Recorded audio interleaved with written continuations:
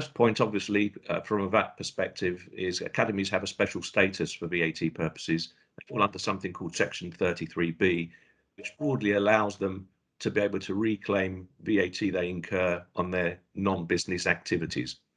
And some academies are VAT registered and some are not, depending on what kind of activities they undertake. So we'll look at that in a bit more detail now. Can you go through to the next slide, please, Rebecca? So in terms of non-business income and non-business activities, the grant funding that an academy may receive is treated as outside the scope of VAT and non-business. Now, we did have a bit of a scare just over a year ago with regard to this type of funding. There was a case involving Colchester College where the upper tribunal found that the funding from government was somehow deemed to be third-party consideration for the provision of education. And that gave us all a bit of a shock. Thankfully, Revenue issued a business brief announcing that they're going to ignore that decision for now. First time Revenue have ever decided to ignore a tribunal decision, an upper tribunal decision. But I think they've done that because they're hoping there's going to be another case that comes along to challenge that particular case. So other areas where the supplies are treated as outside the scope, I've listed them there. I won't go into too much detail, but meals for pupils, transport services, hire of musical instruments, provided all of these things are supplied below cost, they're deemed to be ancillary to the education and therefore outside the scope of VAT. Now, there is one on there I'll just quickly dwell on, which is laptops, because Revenue's guidance isn't entirely clear on laptops. And I am aware that some organisations have received conflicting rulings. Revenue's policy on this is that laptops aren't seen as closely related to the provision of education, which is all very surprising to us, but that's their policy. And therefore, the only time that they'll allow laptops to fall within this is if there's no fee charged to the pupil and a parent might make a voluntary donation. Next slide, please, Rebecca. So I've listed there supplies that are not closely related. And obviously, if the supplies are not closely related to the provision of education, then you need to look at what the supply is in itself to determine the VAT liability. And the first one there is school uniforms. And we have lots of fun and games determining what the VAT liability is, because when you look at Revenue's guidance, the zero rating for clothing is dependent on the size of the clothing. So that some kids are quite big these days, so that could create a few problems. School photographs, and I've got laptops down there, prom tickets, and supplies specifically to charges or to staff or parents, they're likely to be standard rated, but those services listed there not closely related. Next slide, please, Rebecca. As I said at the beginning, some organisations will be VAT registered, some won't be. If your academy only undertakes non-business and exempt activities, you can't register for VAT, which therefore means if you want to submit claims on the VAT you've incurred on your costs, you do that separately via a specific form, which is the VAT 126. If you have some element of taxable activity, then you're likely to be VAT registered, in which case you reclaim the VAT through your VAT returns. Next slide, please, Rebecca. Okay, this slide I'll dwell on for a couple of minutes because there's a couple of bullet points there where we've been asked questions in advance, but these are other sources of income that an academy might have. You may have an academy who's actually charging for the provision of education. If you're charging for the provision of education, provided you're what's called an eligible body, then those fees are likely to be exempt. We've then got holiday clubs and recreational trips. In most cases, I would expect that those kind of services are likely to be seen as ancillary, but very much depends on how they're structured and what the pupils are specifically getting. There may be sporting services where there's an exemption. It may be seen as welfare because you're caring for under fives. It's really a question of specifically what's being provided. The one I want to dwell on this list is the letting of sports facilities, because that always causes a lot of confusion. So again, you need to look at your own individual circumstances, but at a very high level, if you have the academy providing the sports services, that's likely to be exempt. Okay. If under the sporting exemption. If, however, the sports facilities are provided by a trading subsidiary, that's likely to be standard rated. I say likely because there are exceptions to that. So if, for example, you're letting a particular pitch for more than 24 hours, or you've got a series of 10 or more lets which have been pre-booked, there's an exemption for that. So even if it's run through a trading subsidiary, it becomes exempt. And then just to complicate matters even further, because this is an exempt supply of land, you've got something called the option to tax kicking in. And so if the option to tax has been exercised, then the service provided by the trading subsidiary automatically becomes standard rated. I'm sure there'll be more questions seeking clarity on that, but I wanted to go into a bit more detail because that seems to be a popular topic in terms of the questions we've asked. Teaching school income, again, likely to be standard rated, exempt. Room hire. Again, I'll dwell on this one because I don't know if you've all seen it, but we've recently been involved in representing a client at tribunal where the question was what constitutes a license to occupy land. If you want to see the details of that, by all means visit our website. It's a case involving the YMCA.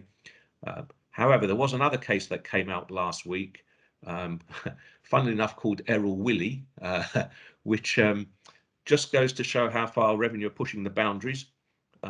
In this particular case, what you had was a hairdresser who was operating a hairdressing salon, and he had 2 rooms upstairs that he was letting out to beauticians. He was letting the rooms out to beauticians and treating the income as exempt on the basis that they were paying rental income for occupation of the rooms. Revenue came along and decided to challenge that. They said it was a standard rated supply of facilities.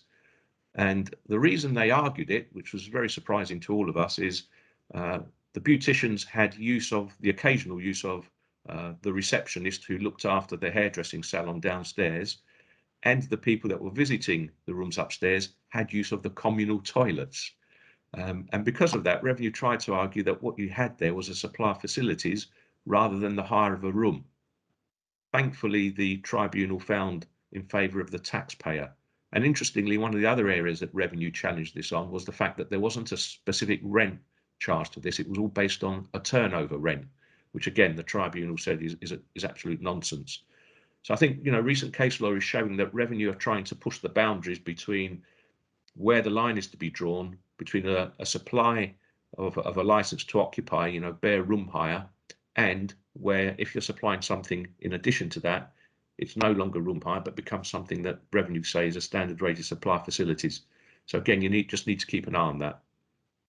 Catering contracts, very important to determine whether you're acting as an agent or a principal, whether the third party providing this for you, or whether you're providing this on your behalf, but likely to be standard rated unless you are the principal, in which case it's ancillary to your provision of education.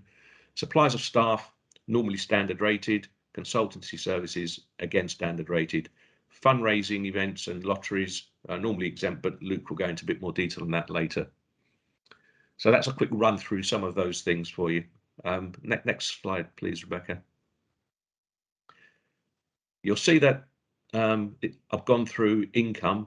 When you're looking at expenditure, again, you need to determine when you can and can't recover VAT. And the driver for determining whether you can recover VAT or not is really dependent on the VAT liability of your income. So it's very important you get that right. So again, at a very high level, any VAT costs you're relating to taxable supplies you can recover in full. If you're making exempt supplies, you can't recover the VAT subject to de minimis limits. If the VAT relates to your non-business educational activities, again, you can recover your VAT in full. Your general running costs, your overhead costs, you need to have some kind of apportionment. Now, clearly, I haven't got time to go through all of these rules in detail for you, but they're the general principles you need to be following. Next slide, please, Rebecca. And again, here's the 6 bullet points set out for you. The critical thing and the practical issue with all of this, very easy for me to say, these are the rules you need to follow, but it's very, very important that you've got the records to be able to identify these kind of costs. So, if we just take the first bullet point there, recover all VAT that directly relates to your non-business activities. The question is, do your records actually identify that VAT, and what's your process for doing that? Lots of organisations attach what I call a VAT tag to a cost centre or a department code, and that allows them to identify those costs. If you don't have that kind of system and you're relying on individuals that are posting the purchase invoice to make that determination, then you're relying on their knowledge of VAT, and that can be dangerous. Okay, next slide, please, Rebecca. Finally, I just wanted to touch on capital projects, okay, because 9 times out of 10, a capital project can involve large VAT costs. Again, I've just set out a couple of points there. Best way of mitigating VAT, if possible, is not to be charged VAT in the first place. There are zero rate reliefs for the construction of new buildings. Obviously, there are specific conditions that have to be met. And similarly, with the construction of an annex, both of those can be zero rated, provided they're used solely for non-business purposes. But again, you always need to check the relevant conditions. Professional fees will always be standard rated. If you're going to incur VAT on a project, the next question is, to what extent is the VAT recovered? Can be recovered. And that's where it might be useful to take a step back and think of whether you need to think of a different way of recovering VAT on those particular costs. And then the final bullet point I've got on there, design and build company. Construction services are zero rated, professional fees are standard rated. Using a design and build company allows you to mitigate the VAT on the professional fees, because the professional fees take on the VAT liability of the construction services under that kind of structure. Again, don't have the time to go through that detail with you, but something to be aware of, and if you've got that kind of project, worth having a discussion about it. Okay, so that was a quick 15 minutes on what is normally a 3-hour session. Hopefully we've highlighted some of the issues there, and hopefully I've covered some of the questions that were raised in advance, but we'll have hopefully an opportunity to go into a bit more detail once we've concluded the slide element of this. Okay, I'll pass over to Luke and his tax team now. Thanks, Soc. I just sort of, as a brief intro, I deal with the direct tax side of things, so pretty much anything that's not VAT, because Soc will give me a slap on the wrist if I try and do that. But it is, as you can tell, a big specialist subject on the VAT side, and something that affects a lot of charities as well as academies. So from my side of things, direct tax, a lot of the time people say, well, why is that an issue for academies? Well, academies do have exemptions. They are exempt charities legally, and because they are exempt charities, then they enjoy the exemptions from direct tax that charities have. And there's quite a lot of exemptions, but it's not a blanket exemption for all of your income, and this is where often there's a bit of a misconception. So things like your gag funding from the EFA type grants, etc., generally they will be exempt, and I'll talk a bit about that in a moment if we go on to the next slide. So there are various exemptions. We put trading exemptions on the top of this slide, but there's a couple of the others that are thrown in as well. But most of the things you need to be careful of is where you're carrying out a trading activity as an academy or a multi-academy trust. And it may be small things, it may not be large, but actually, particularly with multi-academy trusts, is that they can become large and can go above what is permissible. And I'll talk about that in a moment. So there are, as I mentioned, those charity tax exemptions, and you can find those. Anyone interested in the legislation, they can find it there for the specific exemptions. But drawing on the main ones, the main one really for you is the primary purpose trading exemption. And that's what I talked about with all your gag funding, all of the grants, the things that you're paid to do as an academy. So all of the DFE or EFA money that comes to you as academies to carry out education, that's all exempt. Now, that sounds great, and that's most of your income. But the important thing to do is to look at your constitution as academy. Now, a lot of them are the same, and generally you have to look at what your objects are to determine what your primary purpose is. Again, might seem obvious. Mostly it's provision of education. So anything providing education, you would say, okay, we're carrying out activity, carrying on courses, etc. Those will be exempt under this main primary purpose exemption. Now, it is important to look back at your objects because they can differ between different academies and MATs. And the important thing is to look for any restrictions that you have. So example that we've come across on various schools is the fact that sometimes it will say providing education, blah, blah, blah. But for girls aged between, the ages of 11 to 16, no sixth form provision, or it might say 11 to 18, sixth form. But then you start doing adult education, and it's for mixed gender as an aside, because you've got the facilities. That isn't covered if you've got those restrictions in your objects. So it's important to look back. What you think is okay may not be. So go back to your memorandum and articles of association and just check you're covered to do something that may seem very much what you do, but may not fall within those objects, and therefore don't fall within your primary purpose and would potentially be taxable. Um, Most people I've seen, and if we're involved in them, will often, maybe suggest widening objects, and that can be quite a quite a task in itself, and involving going back to the EFA, etc. Now, what we see with various sort of mats, particularly more that were set up at a certain period of time, is that they've got very wide objects, and not only provision of education, but sometimes community benefit as well. And that community benefit object is very powerful. It lets you do quite a lot, and I'll talk about that in a moment. So we mentioned, provision of education. There are also other things that are ancillary to the primary purpose that are acceptable and exempt, that are part and parcel of you carrying out that provision of education for pupils. And it will be things like provision of canteen, those sorts of services. They're part and parcel of daily school life, and therefore any income from the canteen will be exempt under that ancillary to the primary purpose exemption. The other one that we don't see so much, but it can happen, is any trading activity that's carried on by the beneficiary. Now, your beneficiaries are the pupils. So if they carry on, let's say the classic example is a theatre performance, and that theatre performance is carried out mainly by the pupils themselves, with a bit of instructions allowed by teachers or others, and you make money out of that, that would be exempt because it's trading activity carried out by the beneficiaries. Slightly unusual, but it can happen.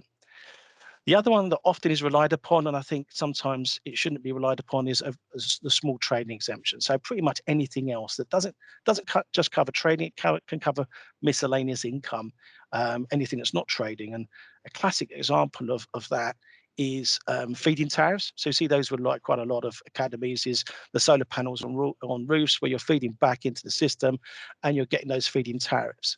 They are taxable, but if they fall within the 80,000 limit, that is generally the small trading de minimis limit for most academies, then actually you won't need to worry about tax. You can forget about it. But that 80,000 is on turnover, and it covers everything. So if you've got, let's say, the feed-in tariff in one school, and it's 75,000, and then you've got another school that's got other sort of miscellaneous trading or other income, and it's £10,000, you've breached that limit, and the whole lot is reportable and potentially taxable. The important thing to note is if you do have a taxable source of income, even if you don't make a profit from it, you must file a tax return with HMRC to report it. We work with quite a lot of academies, and we still report some things, even though you can be quite generous on the overhead apportionment to reduce something to either a small profit or nil profit. You still must report it. The other thing I was going to say about tax returns is that if you get a notice to fill a tax return, don't just throw it away saying we're exempt. Again, as I said, there's no blanket exemption. You must complete it. They normally get sort of issued to academies every few years on an ad hoc basis, but it's HMRC's attempt to have a look, see what you're doing, see if you've got any income that's not exempt. Take them seriously. A lot of people just fill the boxes out nil.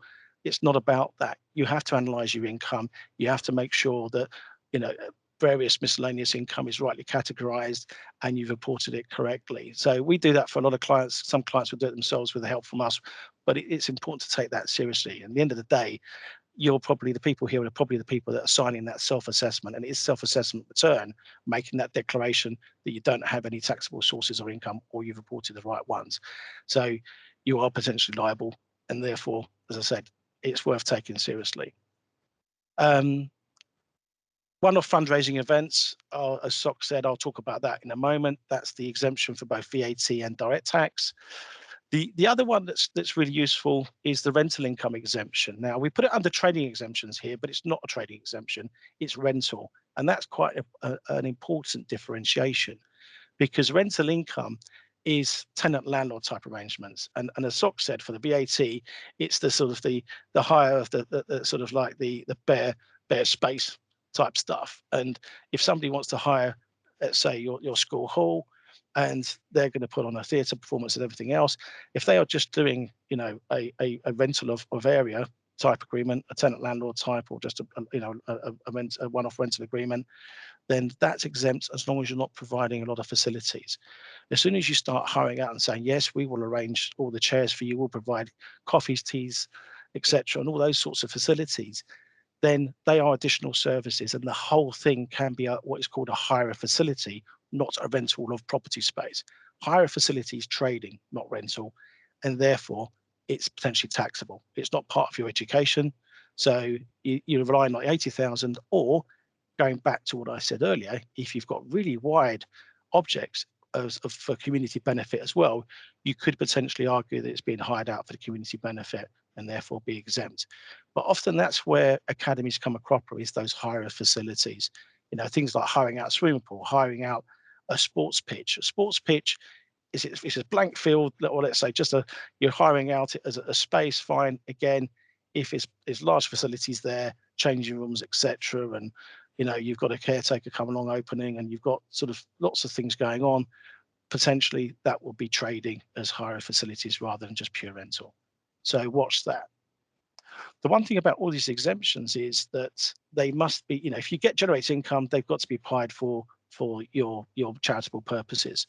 And obviously that seems a bit obvious, but HMRC will look at that, and they'll just make sure that there isn't sort of, you know, for nice expensive trips for the governors or anything like that. I'm sure that's not what you do, but they might sort of question as to how money has been put back into your academy. But most of the time that's not an issue. If we move on to the next slide. Okay, so other trading income. So I've got examples here. We talked about hire facilities. The other thing to watch, as we often come across, is where third parties will take over use of your lovely facilities. And let's face it, a lot of them, your sort of muggers, etc., they are better at, let's say, trying to get incoming and running those than the sort of, let's say, the small resources that the school has. So often you'll find companies like Schools Plus who will take that over under a deal and then pay some money back.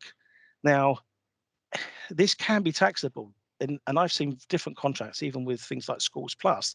You need to look at those contracts, because sometimes it's more like a profit share, a partnership type thing, where they will run it and they will pay you a cut.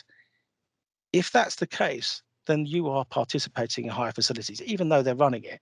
And therefore, your cut or your profit share could be potentially taxable if it doesn't fall within your small scale trading exemption or those wide objects you might have. So just be careful of that. Sometimes they'll pay you an amount and say, we're hiring it, pure rental from us, etc., on an ad hoc basis. And therefore that rental income, as I said, would be exempt. So again, if you enter into those sort of contracts, or you have done in the past, it's worth looking at those. And obviously us or any other professional advisor will be happy to do that. Sale of uniforms, I'm not going to go into that in great detail, but HMRC do have a strange view on this. They say anything that is identifiable with the school is exempt, but things like plain white shirts and sort of grey skirts or grey trousers, etc., that are very generic, then if you're selling those yourselves, then those would be taxable, which I think is strange, and they, in my mind, should be allowed. Canteen, we mentioned, that would be exempt, but again, if you're using the canteen for other outside functions or other things as well, because you've got those lovely facilities, then that could be taxable again. Summer school, I put in there, it's a strange one. HMRC have in the past, although I don't push the point now so much, they'll say if it's hired out to an outside provider, then they expect that to be taxable. But if you're running the school yourself, then as long as it's within your objects and the right age groups, etc., then that will be exempt. I talked about ticket sales for theatre performances. Again, if it's run by the pupils more, then that will be exempt. Breakfast and after school clubs, that's quite an interesting one, and one we get asked about, and it's not obvious. Everyone thinks, and I would argue this personally, that it's ancillary to the primary purpose of you actually providing education. It's part and parcel. However, there's an argument to say, well, breakfast, it's helping parents, not necessarily the kids. It's providing a care rather than education.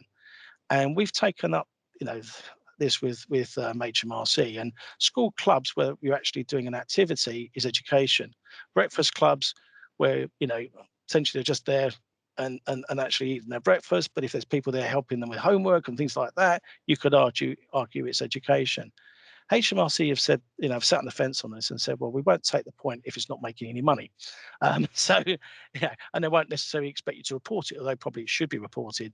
So we've got that basically back from HMRC, as again, they're slightly sitting on the fence, but they're not too worried about it if they're not, as a school, once you allocate overheads of the school building, etc., that actually it really isn't making a profit. It's just subsidising your general costs and making that provision for the pupils and their parents. So watch that. If you've got very, very sort of, can I say, profitable school breakfast clubs and after school facilities, then you should be having a look at how you structure that. Preschool education is a funny one. Nurseries that are run, because there's two different schools of thought on this. Is if I think it's under the age of 2, there was an argument that's not education, that's just care. If it's like a Montessori type nursery, then you can argue it's provision of education.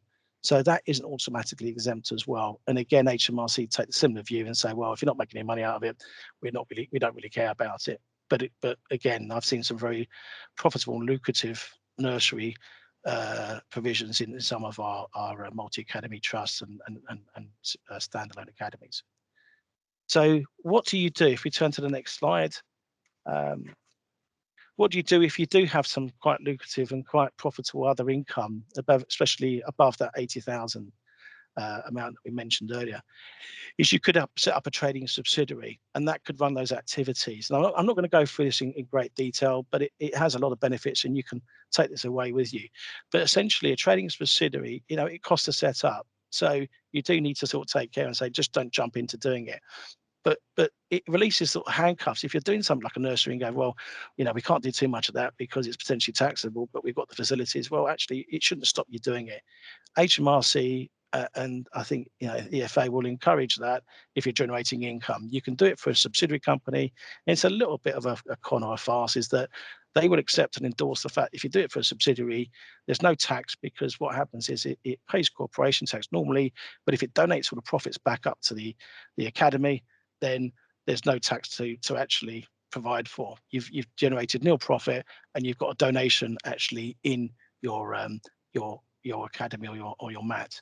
So it works very well, and it acts as a ring fence for any commercial activity as well. So it protects the school, the academy's assets. So it is quite useful if you're doing some of this commercial, some of this trading activity that I mentioned earlier. If we move on to the next slide, I'm not going to go through that detail, but if you're interested in that, you can talk to any of us on the team. Fundraising events, we mentioned this is an exemption of both direct tax and VAT. We nicked it from the VAT guys on the direct tax side, so it's Socrates was doing this well before we were on corporation tax. But it's good that these, for once, the VAT and the direct tax rules are matched on this. But you can, unfortunately, fundraising events have been far and few between, I suppose, over the last couple of years. Shouldn't like that, but it has been, and it's been trying for lots of organisations. The amount of online quizzes that I've been invited to, I should be an expert by now. But those sorts of things, I've been, qualify for these exemptions, not just things that are held, such as, a summer fair or a jumble sale, etc., as the examples I've got here. It's important that they must be held out as a fundraising event, because you're exempt from charging VAT on things like ticket sales. You're exempt from actually corporation tax on the profit that you make. You must do no more than 15 of the same type of event in the same location. So things like car boot sales. And when I mean same location, there have been some very clever people who have said, no, we've used a different car park for that across the other side of the school. No, that's the same location, same area. So, if you're doing that every single week and it's lucrative, then I would say possibly that should be for a trading subsidiary company. But no, not 15 at the same time. Things like, even a sort of like a general sort of theatre performance, if it's not carried out by the pupils, that sort of thing. The most important thing is on all the promotional material, it says this is a fundraising event for the school, for the multi-academy, etc. That is what HMRC will look for. As the main, it can't be, if it's an award ceremony and that's the main reason for it, then that won't qualify. And I've seen that with schools as well. You know, you can say, yes, this is awards, but primarily the main focus of this is to raise funds for the school. As long as that's on the literature, generally it will qualify. Now, again, I'm talking about area that's not mine as SOX, is sometimes you won't want it to fall within the fundraising events exemption because you incur quite a lot of VAT on the cost. Because of course, you're not charging VAT on any tickets, etc., but you can't reclaim back either. So there may be occasions where you don't want it to fall within this, and that's something SOC can talk about if that's of interest. So if we move on to the next slide, and I will probably run through this so we've got time to actually have some questions. I'm just gift aid. Some people ask about gift aid, and I think, you know, a lot of schools, a lot of mats miss the trick on gift aid. It's an extra 25p in the pound that you can claim from parents' donations. Now, you either find people aren't claiming it at all, or they're trying to claim it on things like school fees. Someone asked a question about course fees. If it's a charge for a service, then there's a service being provided. You cannot claim gift aid on it. If it's a contribution towards something, you potentially can. So HMRC are quite strict on things like school trips, and they say, oh, can you make a contribution to a school trip, you know, your son and daughter are going on? Now, you can't claim gift aid if that school trip wasn't going to happen without that contribution. So the fact that you're contributing towards it, if it was going to happen in anyway, potentially, then, and you've said to people, look, we're over covering our costs, please can you make a contribution? And people aren't, let's say, highly pressured to do that. So you'll get a sort of like a skew of some people that may give, let's say you've asked for £8 suggested, but pay what you want. Some people give nothing, some people 5, some people give the 8, etc. Then you can say that's a donation and claim gift aid. If everyone pays £8, you're going to be hard pushed to argue. We would still probably argue it if you can demonstrate it would have gone ahead anyway. Not fundraising events, the tickets, anything that's sold, you can't say a dinner, a ticket for a dinner. Again, if you're saying pay £50 a head, we'll treat it as gift aid, that doesn't work. Some people try and be clever and say, well, look, you know, pay £30, it covers our costs, and make a donation on top. As long as, again, there's no pressure, you can demonstrate, then anything on top of that could potentially, you could claim gift aid on. Raffles don't qualify. Yep. Are we running out of time? No. I was just going to say we've had a question about gift aid come into the chat. I just wondered if you wanted to address that whilst we're on the topic.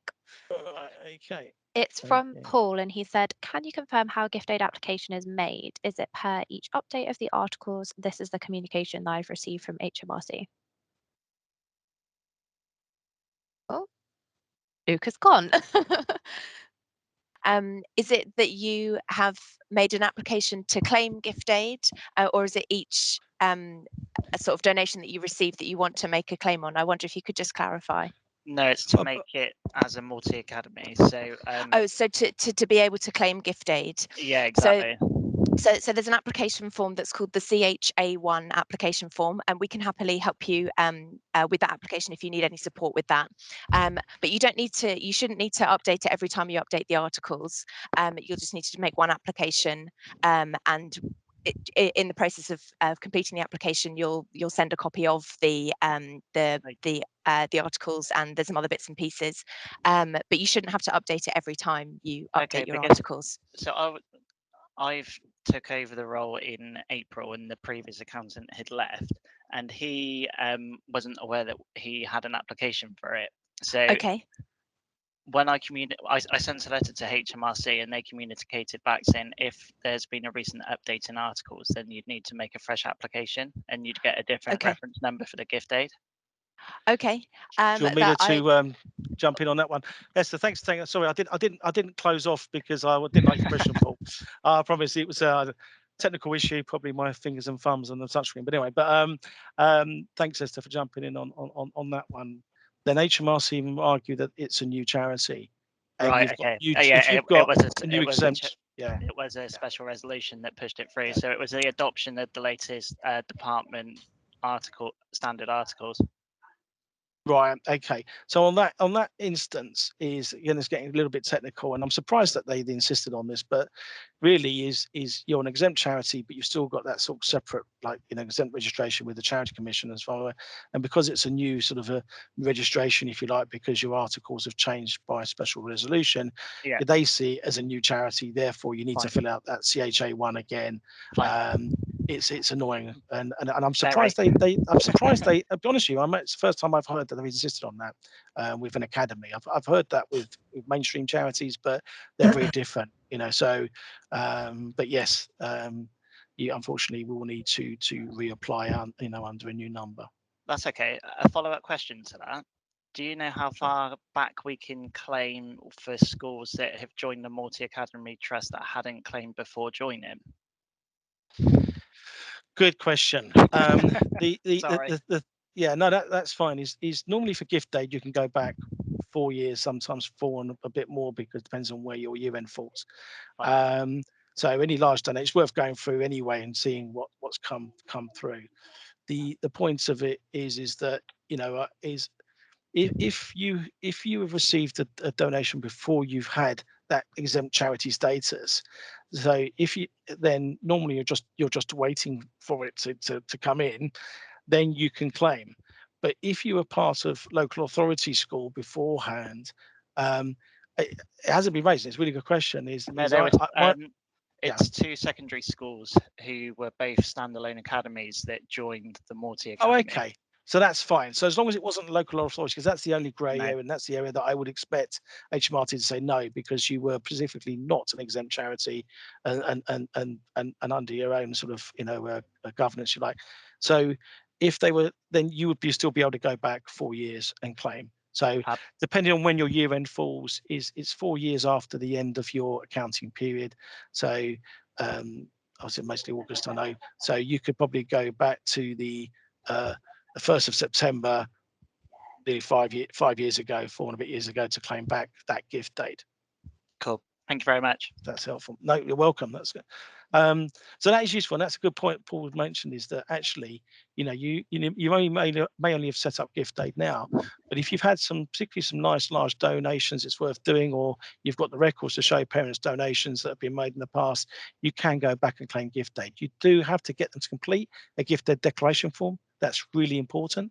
And the other thing we've seen with some academies is that the gift aid declaration forms are out of date. So I would say to people, if you've had them for many years, your gift aid declaration forms, it's just worth looking at HMRC website, or we can send you the details to make sure that you've got all the current requirements in your declaration forms. If not, you will need to get those updated. The other thing that's important is keeping parents' records up to date as well. And I know you do that for pupils that are still in the school, because HMRC will check addresses, but those that have left, that you're still going back and claiming donations on, it could have been 4 years ago. You'll just need to make sure that you've got updated records in order to claim those gift aid, donations. The important thing is they must pay tax, is the other thing, enough tax to cover what you claim. Now, going back to the slides, we mentioned raffles and things like tickets you can't claim. There was a scheme that I saw floating about a few years ago, and it still sort of seems some remnants of it, is a laptop scheme with gift aid. HMRC have commented on this, is where you sort of you borrow a laptop as a pupil for while you're at the school, and then it's worth nothing. You write it off at the end of the day.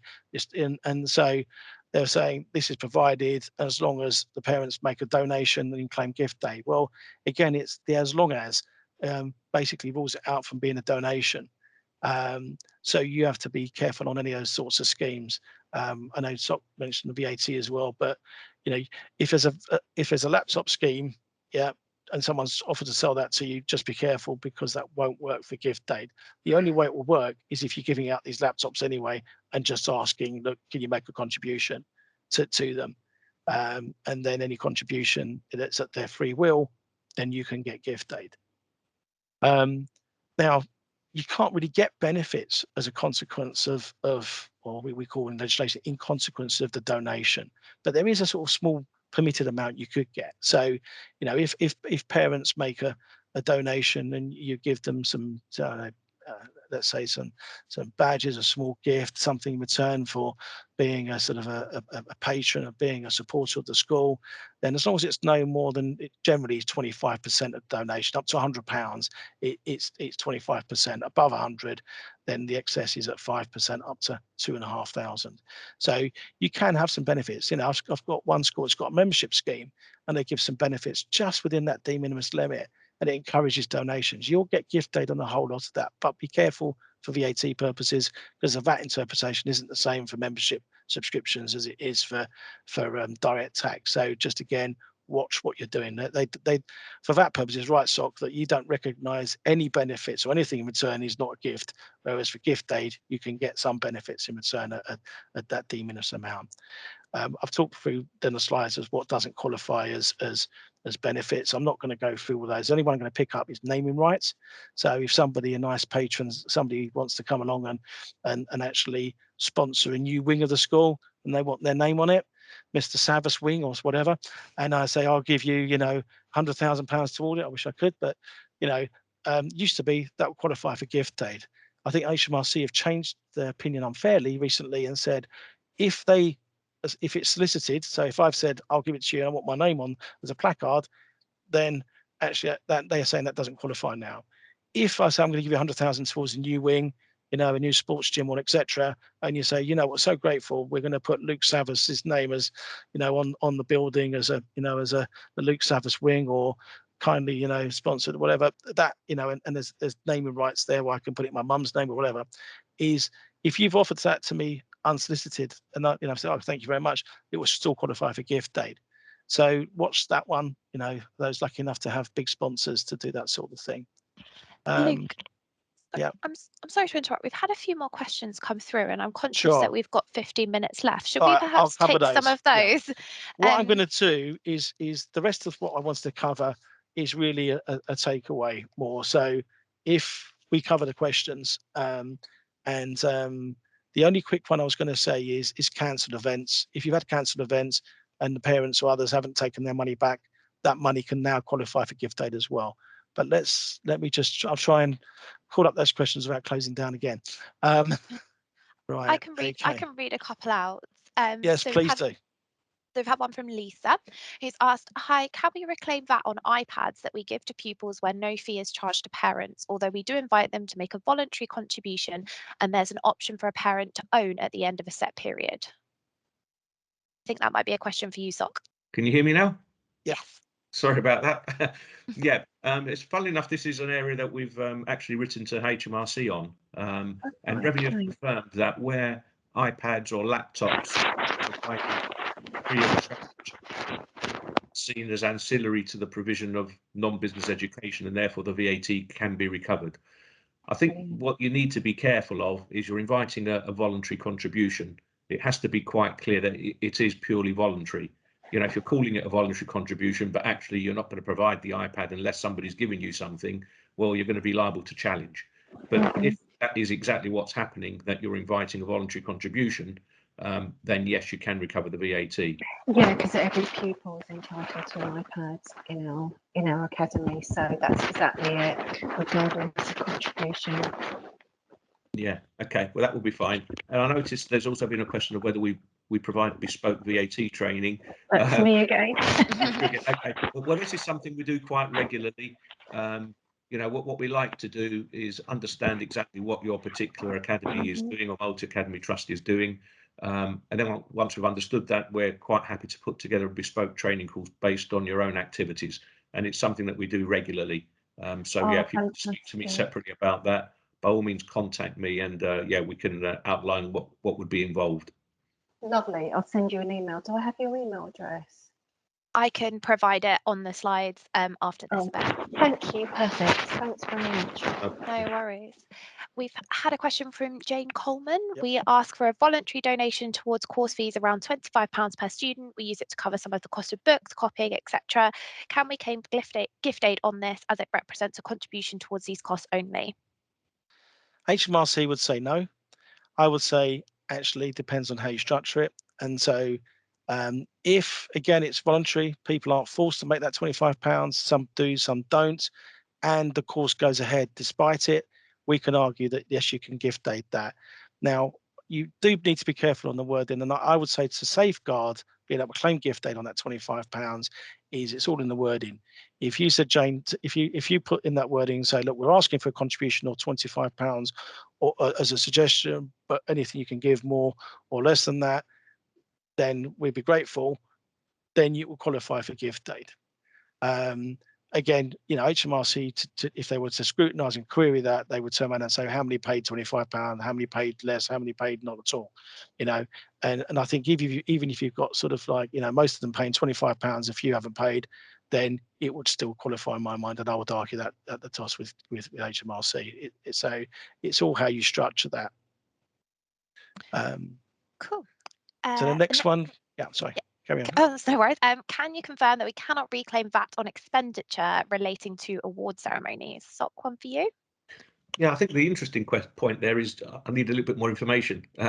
Is there a fee to attend the award ceremony, or is that something that is just put on as part of the educational activity, I suppose is where I'm coming from.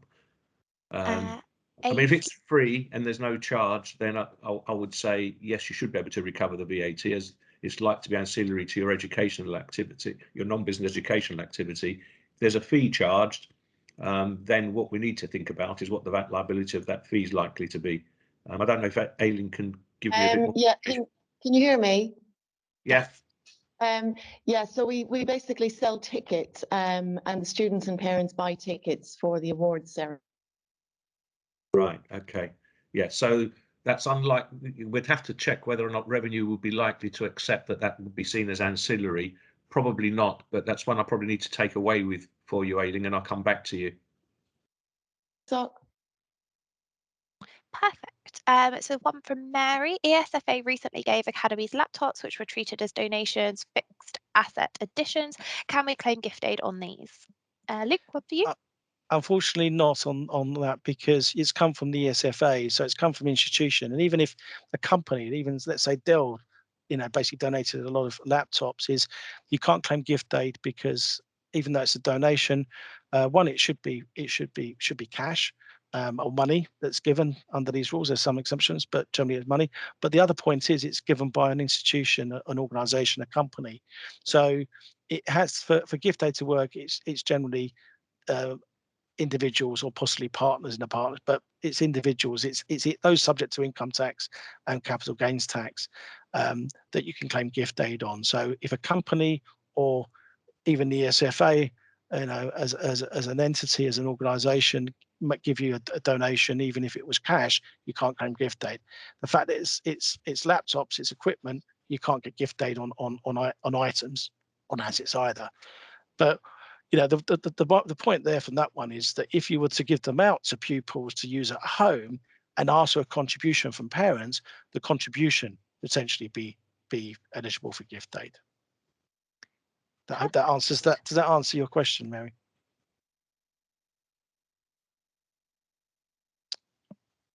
Hopefully. Yes. Yeah, we'll move on. Yes, Yeah, good. yes, thank you. Yes. No worries.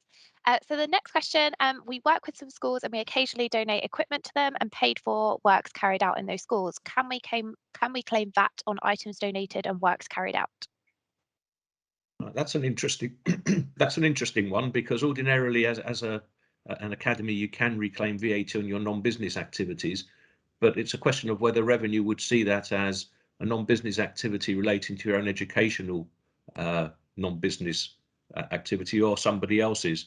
Probably one I need to take away. However, what I would ask is, would it be easier just to donate the funds to the other school and let them incur the costs direct? Because if it relates to their non-business activity, they'll be able to reclaim it in the normal way. But probably one to take a step back and think about in a bit more detail. I don't know if there's tax implications with that, Luke, in terms of funding other schools. Sorry, thank you very much for answering that question. My name is Ola. I'm from St. George's School, and we don't make any money from out of this business. We just donate the equipment to them. I agree with you. It would have been better to give them the money, to donate the money directly and let them do it.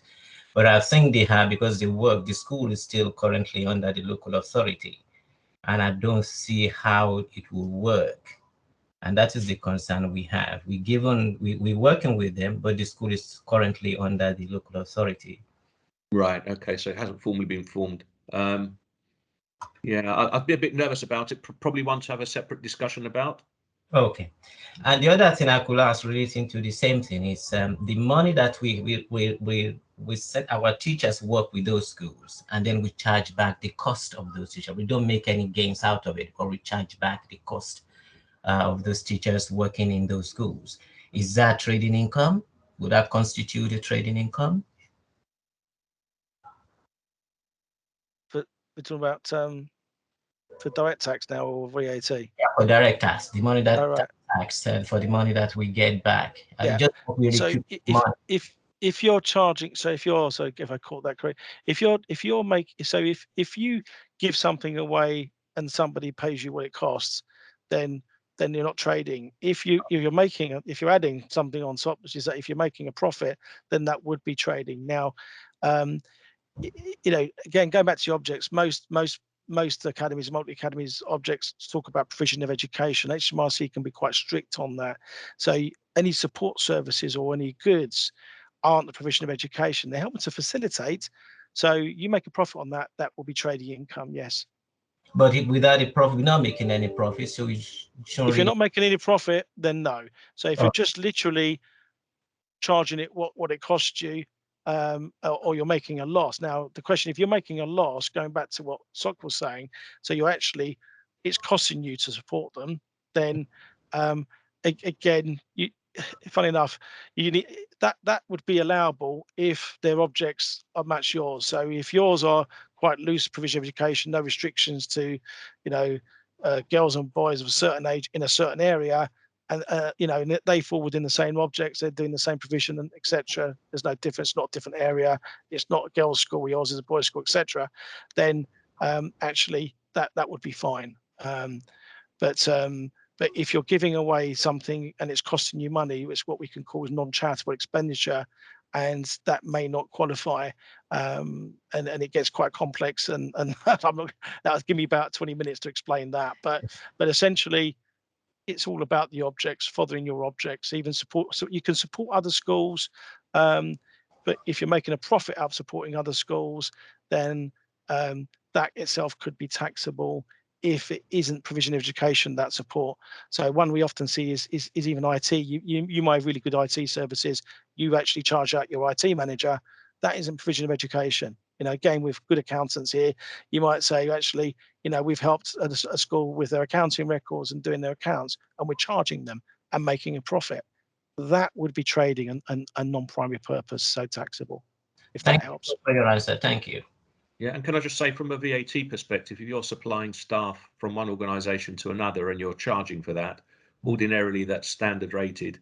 However, there is a concession there where if the staff are used for non-business activities, so if they're used for non-business activities in one charity and then they're supplied to another organisation which is also using it for non-business activities, provided all you're doing is covering your costs, revenue won't treat that as a supply, but that's by concession. Okay, thank you very much. Thanks for your answers. Should we move on to the next one, Rebecca? Is from Joe. Yeah. Go on, please. I was just going to say, better than me. Yeah. So Joe Chapman has asked, what happens when your MAT is getting close to the 80k income from trading limit? That's a really good question, Joe, because I did sort of skim over that a little bit. Is that 80k it's what we call reasonable expectation test, and I didn't explain that in detail, but effectively, if you've gone over it in your first year and you didn't expect you would go over it in your first year, so at day one of your financial period, it was no expectation. Let's say you started a nursery, it's done flyingly well, it's made a lot of profit, but your income is let's say 90k in the first year, you're still exempt that first year because you didn't expect at day one you'd go over. You can't run that trick the second year. So if you've got some history there and it looks like you're going over, then the only way is either to sort of report it in your tax return, possibly pay some tax, or run it through a trading subsidiary. But it gives you, the good news is it gives you some time to do things like set up a trading subsidiary. Thank you. Yeah, just as you acquire new schools into a multi-academy trust, sometimes there's things that are set up within those schools, like they may have a club that rents space in a hall, which is actually quite substantial income, and when you add that into everything else that the multi-academy trust might be doing, get across its other 10 schools, you might end up on the, the wrong side of the number. That's exactly the problem we often see. As you grow, that 80,000 becomes irrelevant. It really is something that people shouldn't rely on. It's not per school, as some people think. It's per entity, so it's per the MAT. So quite right. It's something. The first year that you roll in together, if you like, is again it falls in that reasonable expectation test.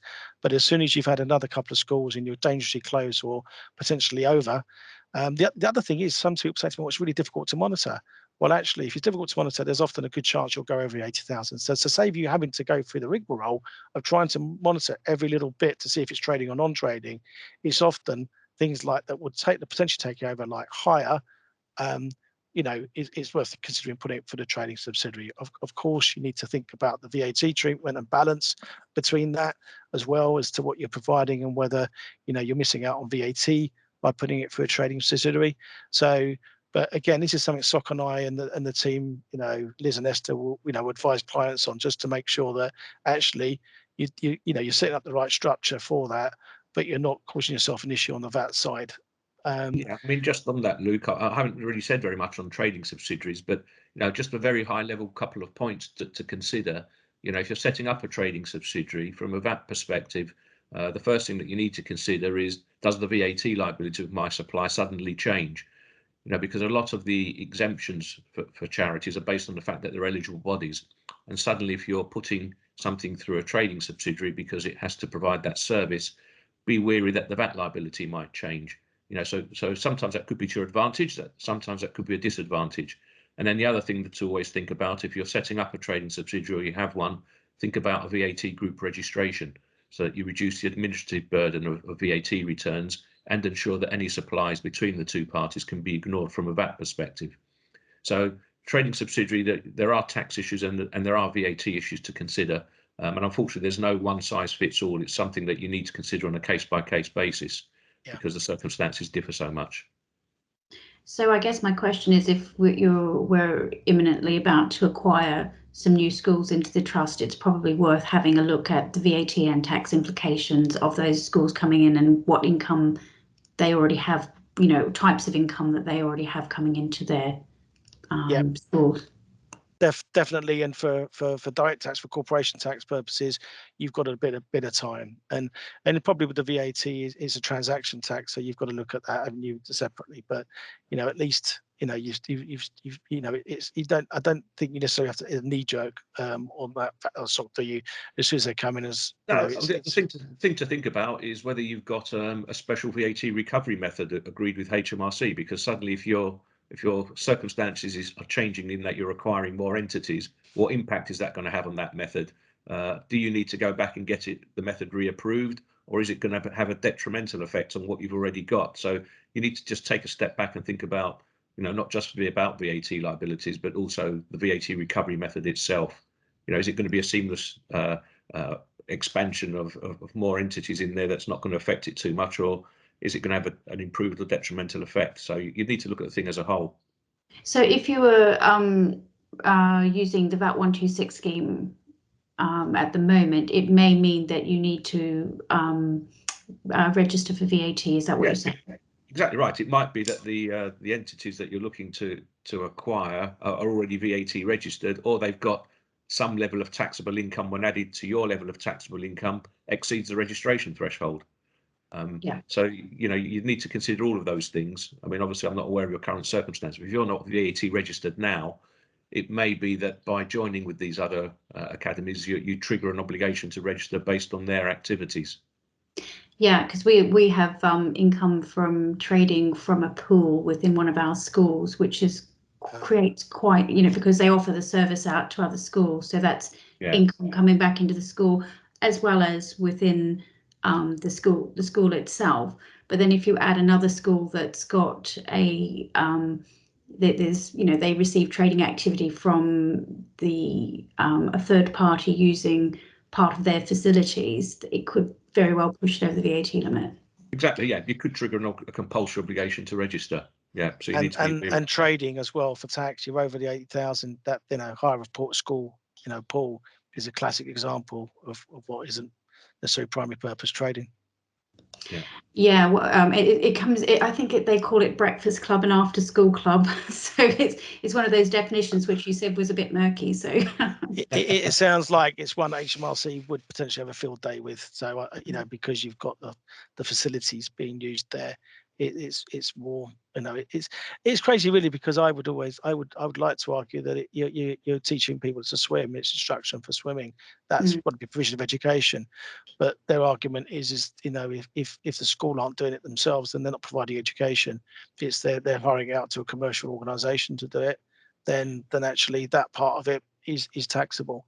So they actually provide the staff. It's just interesting, but it may cause us to have to look at the way in which it's structured. So yeah, thank you. Yeah, no problem. Happy to help.